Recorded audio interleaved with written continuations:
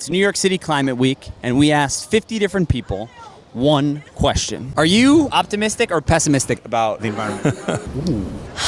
Are you delusional? Definitely pessimistic. Many of the people we spoke to were pessimistic, which is completely understandable. This summer was the hottest on record. And yet, there were still many optimists, a lot of whom are currently working on projects to help save our planet. I'm extremely optimistic. I'm super optimistic. Definitely optimistic. Realistically optimistic. Everyone in our group is an optimist. In the worst moments of humanity, the best of humanity shows up. We're on our way to the Plaza Hotel.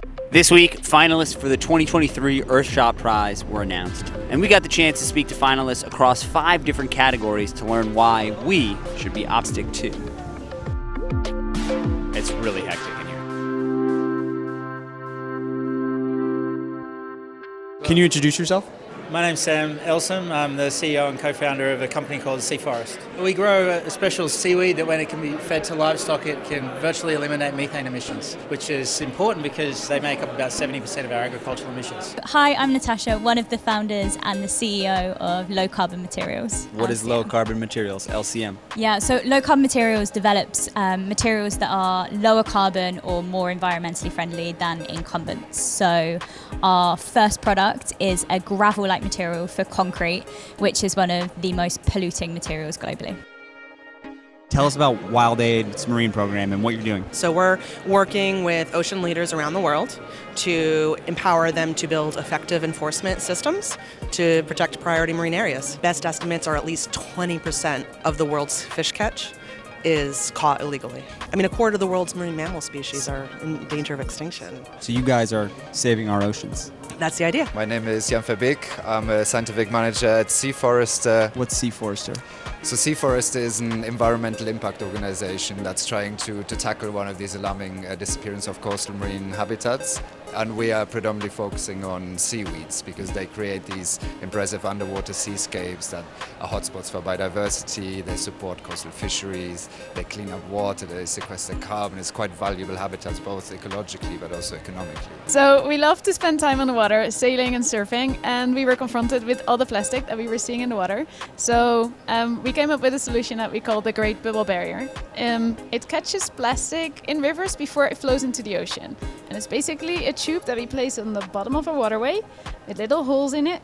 We pump air through that, creates a curtain of bubbles going up.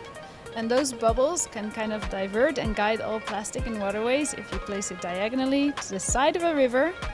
We collect it and we catch it, and then we remove it from the waters. Apart from the recognition that we've gained through being a finalist, what we really feed off is being around like-minded people and other people that are working, maybe not necessarily directly on oceans, but on other pressing environmental challenges. You cannot solve the whole world by yourself, and the fact that we have a network now of peers and everyone is taking up one social or environmental issue, it gives you the feeling that you're all one big movement, and we're gonna solve this. We're gonna go to that solution. So. Hello, I'm Gunnlaugur Erlendsson. Do you need the spelling?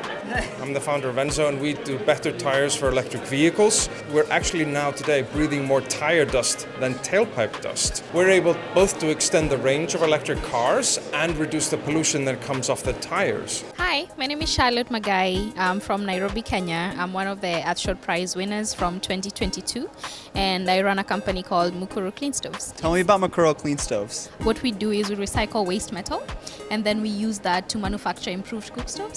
Then we partner with local women business owners to distribute to the last mile. And then we go back in and we use agricultural waste to manufacture malaria-fighting fuels. Then go back to the local women business owners to distribute again to the last mile. In a briquette. A briquette is basically a fuel made from agricultural waste. So when you burn it, it turns your entire home into a mosquito repellent zone.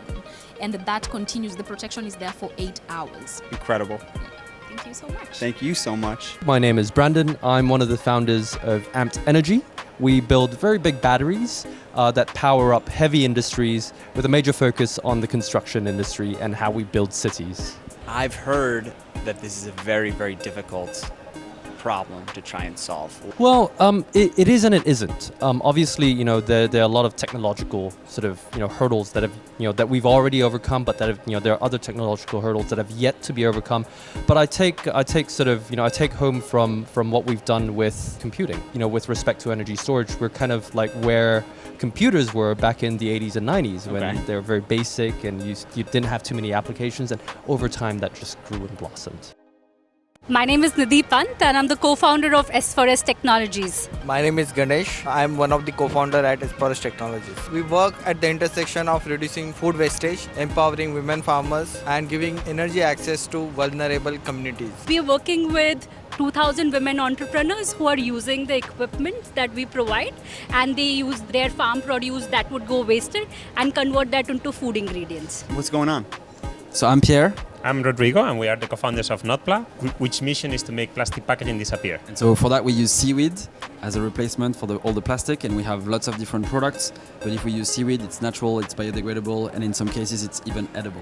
One of the latest developments is a rigid material, and this is a golf tee. There we go. That is made from seaweed. And actually this golf tee is literally soluble, kind of like the next rain. If you leave it on the kind of like on the grass next time you golf, it will naturally kind of like biodegrade and not create forever plastic. There we go. So hi Jack, how are you? I'm very good. How are you? All well. So I'm Ankit. I'm one of the short finalists from 2022. So what we do is basically we collect waste flowers from temples in India. We do around 22 tons of flour every day now, and we convert that into a material that behaves exactly like animal leather. So the material can be engineered. When I say engineered, it can be fine-tuned for its strength, elasticity, durability, or any kind of finish that you want. So this is a completely plastic-free, animal-free leather. Congratulations on the success this Thanks, far. man. I can't wait to get my first pair of leather shoes. Done. I'll get you one. Thanks, man. Take Thank care. you. Bye. Hey, this is Florent. I'm CEO of Global Forest Generation and a co-lead of Acción Andina, our initiative. Glaciers are melting in South America like anywhere else. Water security is becoming a huge issue. The forests and the ecosystem high up in the Andes are basically the only natural substitute to the glaciers holding the water, and we're bringing them back. So Acción Andina is one of the largest ecosystem and forest restoration and conservation efforts in South America. If you don't see change happening around where you live, means that you are going to have to be the one to make that change.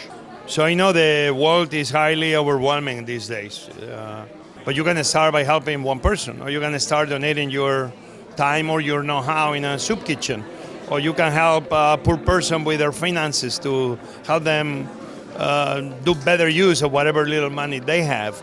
It's millions of ways, if you think about it, that you can put at the service of others your own talents. I do believe everybody has a superhero inside them, but you need to believe in yourself. Don't be shy. Don't be afraid. And believe me, if you open yourself to others, you're going to find a lot of people that are going to be very thankful that you helped them. So change just happen with one small action.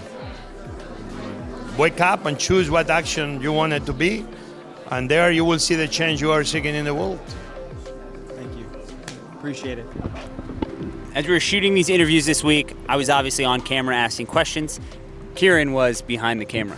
Kieran, after this week, are you optimistic or are you pessimistic about the environment? Optimistic. We could understand exactly what they were talking about. You don't need to be a scientist, and a lot of these people weren't scientists. I think if you scale those things, then you can eliminate certain kinds of waste entirely. I feel inspired. Yeah, me too.